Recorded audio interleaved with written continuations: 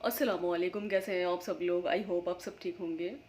मेरा आज का जो व्लॉग है वो हर उम्र की फ़ीमेल्स के लिए है, चाहे वो बच्ची हो, चाहे वो टीनेजर्स हो, चाहे वो एडल्ट हो। हर उम्र की फ़ीमेल्स के लिए मेरा आज का ये व्लॉग है। आज मैं बात करूँगी उन तमाम फ़ीमेल्स से जो अपनी लाइफ में और अपनी लाइफ की एक फ़ील्ड में हर तरह का स्ट्रगल करते करते थक गई हैं। और वो सारी फ़ीमेल्स मायूस हो चुकी हैं इस स्ट्रगल करते करते, और उन्होंने अपनी सारी होप ख़त्म कर दी है। और वो बिल्कुल नाउम्मीद हो चुकी हैं इस स्ट्रगल करते करते, अपनी लाइफ में बिल्कुल थक गई हैं। अच्छा, अब मैं इस बात को यहाँ से शुरू करती हूँ कि हम में से ज़्यादातर जितनी भी ख़वातीन हैं, लेडीज़ हैं, तो वो अपनी लाइफ में इस स्ट्रगल कर रही हैं, वो हमें पता है। और जो इस स्ट्रगल के फ़ील्ड्स हैं ना, तो बस उनके फ़ील्ड्स जो है ना वो सारे अलग अलग हैं।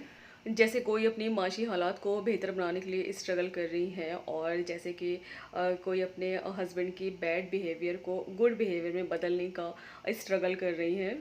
और कुछ ख़वातीन ऐसी हैं जो बहुत सारी बीमारियों से लड़ रही हैं और उन बीमारियों को शिकस्त देने में स्ट्रगल कर रही हैं। और कुछ ख़वातीन ऐसी हैं जो अपने ससुराल वालों से बहुत ज़्यादा परेशान हैं और उससे उनसे अच्छे रिलेशन बनाने के लिए स्ट्रगल कर रही हैं। और कुछ ख़वातीन ऐसी हैं जो छोटे घरों से बड़े घर में शिफ्ट होने के लिए स्ट्रगल कर रही हैं। इसके अलावा बहुत सारी ख़वातीन ऐसी हैं जो अपने बच्चों को अच्छी तरबियत देने के लिए स्ट्रगल कर रही हैं। और बहुत से लोग ऐसे हैं इस दुनिया में कि अपने बच्चों की छोटी छोटी ख्वाहिशों के लिए और उनको पूरा करने के लिए स्ट्रगल कर रहे हैं। इसके अलावा बहुत सारी ख़वातीन ऐसी हैं कि वो अपना फ्यूचर बनाने के लिए, अपने फ्यूचर को और ज़्यादा बेहतर करने का स्ट्रगल कर रही हैं।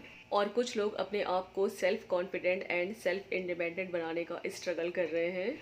और कुछ ख़वातीन ऐसी हैं कि जो 24 घंटे अपना घर और घर वालों का ख्याल रखने के लिए स्ट्रगल कर रही हैं।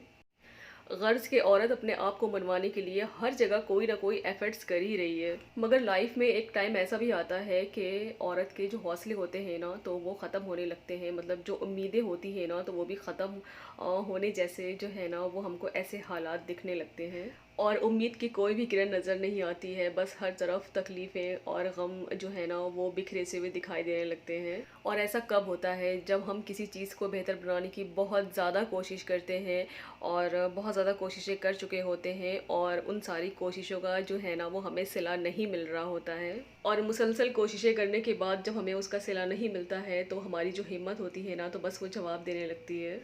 और जब हमारी हिम्मत ख़त्म होने लगती है, तो हिम्मत के साथ साथ जो है ना, वो हमारा जिस्म और हमारे जज्बात भी जो है ना, वो हमारा साथ छोड़ देते हैं। उसके बाद हम सारी कोशिशें करना, मेहनत करना एंड स्ट्रगल करना, सभी कुछ जो है ना वो छोड़ देते हैं। असल में ना, the fight is in the mind, it's not physical, is in the mind. तो सबसे पहले जो है ना, वो आपको अपने माइंड को जो है ना वो ट्रेन करना है।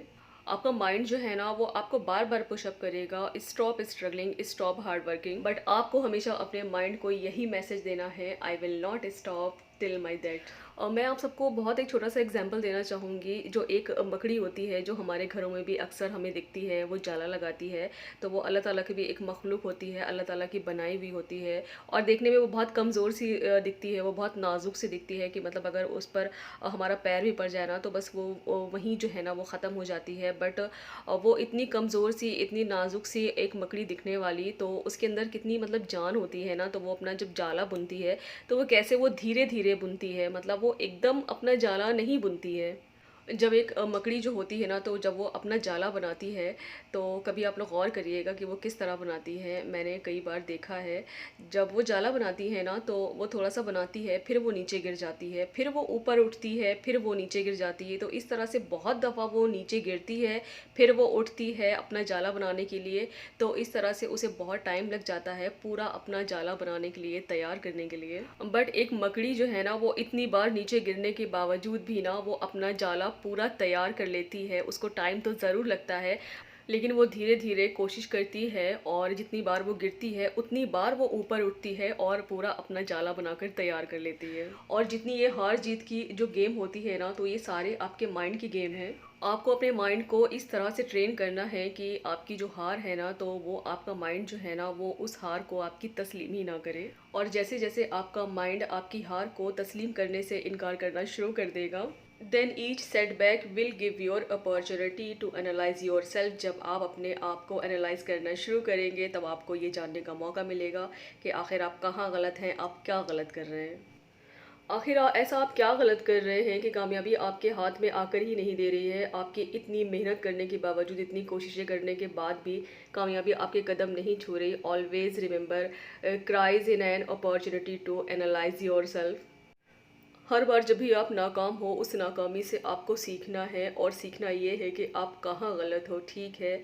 और अपने उस गलत को सही करने की कोशिश करनी है।